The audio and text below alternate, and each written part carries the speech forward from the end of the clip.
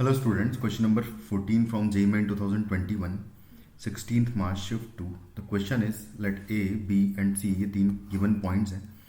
A line y equal to mx where m is greater than 0 intersects line AC and BC at point P and Q respectively.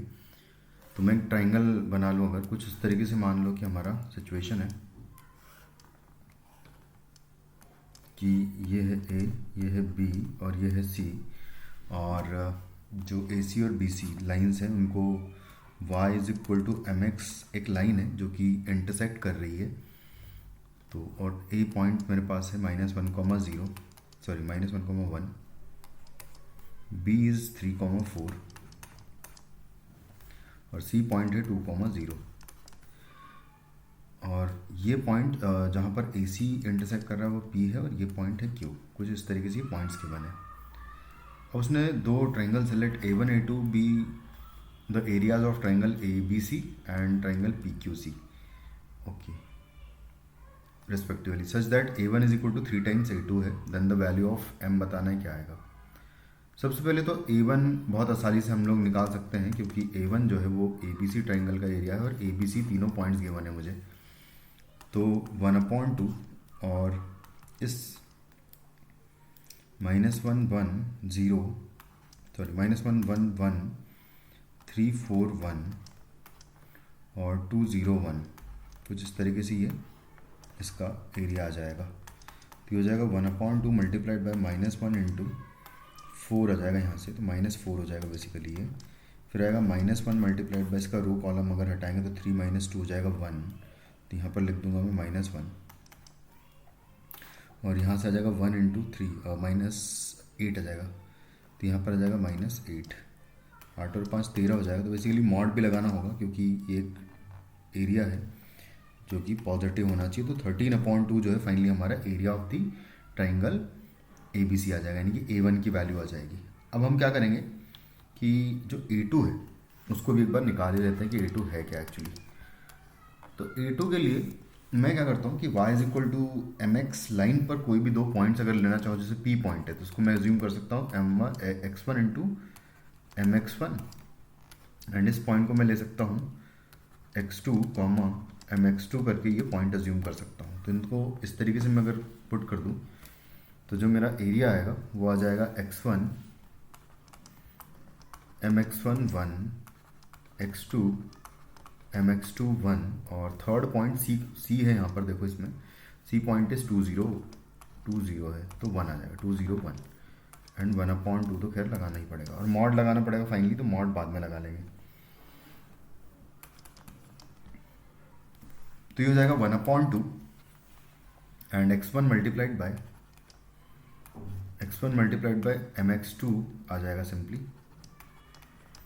और उसके बाद फिर आएगा -mx1 multiplied by ये और ये हटा दूंगा अगर मैं, तो यहाँ से आ जाएगा x2 -2.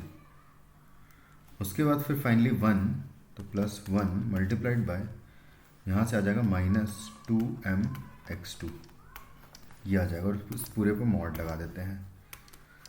तो यहाँ से आ जाएगा 1/2 and m of x1 x2 है ये, एंड यहाँ से भी m ऑफ x1 x2 आएगा जो कि कैंसिल आउट हो जाएगा.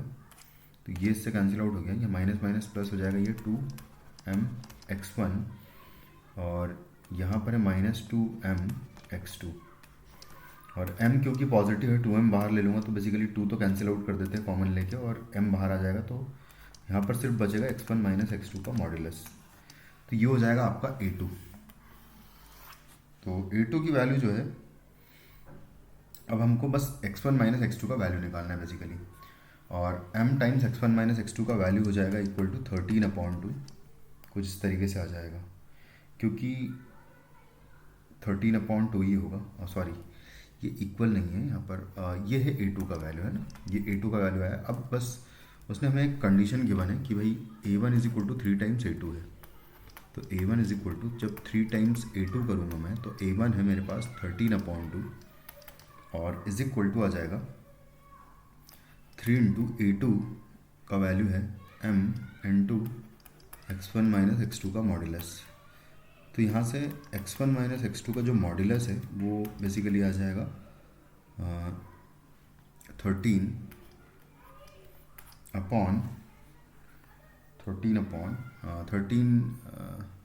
ऐसा करते हैं कि 13/16 हो जाएगा, 6m होगा बेसिकली, कुछ इस तरीके से आएगा। तो x1 माइनस x2 का जो वैल्यू है वो आ जाएगा 13/6m, है ना, ये हो जाएगा। इसको होल्ड पे रखते हैं थोड़ी देर के लिए। उसके बाद फिर हम लोग क्या करेंगे कि फाइनली अगर यहाँ पर हम लोग अब दो चीज़ें और निकाल लेते हैं। यहाँ पर दोनों लाइंस की इक्वेशन निकाल लेता हूँ मैं, ए सी और बी सी, क्योंकि ए सी और बी सी का जो पॉइंट ऑफ इंटरसेक्शन है y equal to m x के साथ में, यही तो x1 x2 यहाँ पर पॉइंट्स मिलेंगे मुझे। तो ए सी लाइन की इक्वेशन निकालने के लिए हमें ए और सी पॉइंट लिख लेता हूँ, -1 1 2 0। A is -1 1 and C is 2 0, और बी की भी ज़रूरत पड़ेगी तो उसको भी लिख ही लेते हैं, क्योंकि बी सी लाइन की इक्वेशन भी लिखना पड़ेगा। तो 3 4। तो ए सी लाइन की इक्वेशन अगर लिखना है तो आएगा y -1 is equal to 0 -1/2 minus minus plus 1 हो जाएगा, and into x minus minus minus plus 1 हो जाएगा। तो y माइनस एक्चुअली 3 हो गया, तो 3y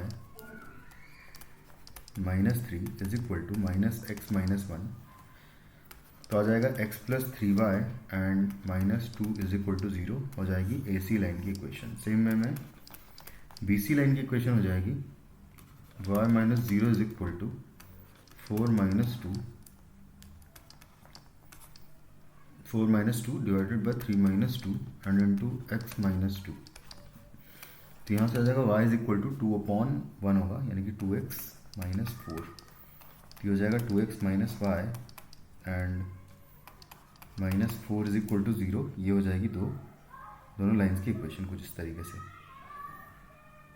y is equal to x plus 3y minus 2 is equal to 0 एक लाइन हो जाएगी, और दूसरी हो जाएगी कुछ इस तरीके से। एक बार लेकिन कैलकुलेट कर लेते हैं जो b है। एक बार b जो पॉइंट है 3,4 ही है, करेक्ट है। तो y माइनस 0, अगर मैं इसको x1 y1 मान लूँ, बी सी की इक्वेशन लिख रहे हैं तो y minus 0 is equal to x minus 2 भी आएगा, ये करेक्ट है, एंड 4 माइनस यहाँ पर देखो 0 आएगा, ये गलत कर दिया हमने। और फिर से कैलकुलेट कर लेते हैं इसको। तो 4 - 0/3 - 2 तो फिर करेक्ट है, 3 - 2 1 होगा, 4 - 0 4 होगा। तो ये हो जाएगा y is equal to 4x minus 8 हो जाएगा।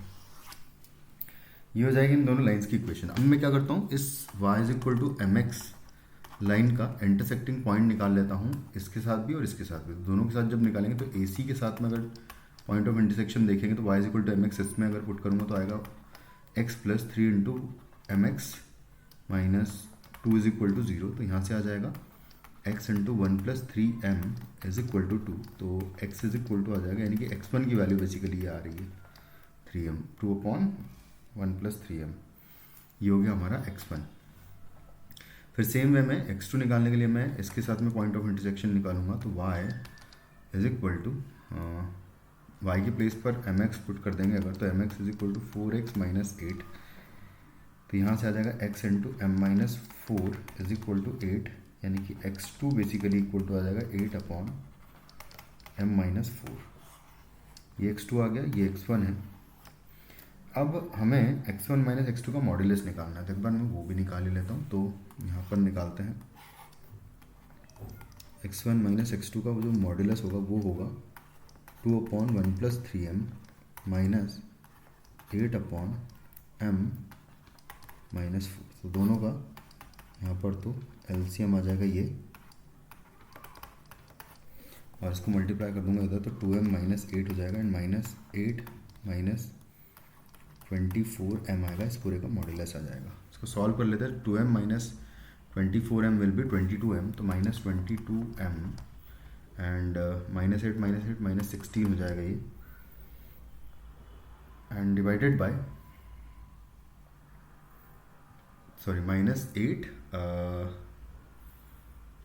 -8 है, करेक्ट है, -2 है,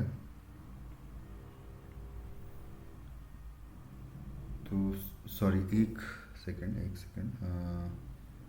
हाँ, यहाँ पर देखो हमने एक मिस्टेक कर दी, वो एक बार करेक्ट कर लेते हैं। यहाँ पर एक्चुअली -8 बचेगा, तो यहाँ पर माइनस आएगा, तो यहाँ पर एक्चुअली प्लस हो जाएगा जब दोनों को सब्ट्रैक्ट करेंगे तो। और यहाँ प्लस हो जाएगा तो यहाँ पर प्लस और यहाँ पर प्लस आएगा, और जब यहाँ पर प्लस आएगा तो ये 8 से 8 तो कैंसिल आउट हो जाएगा और ऊपर आ जाएगा 26m।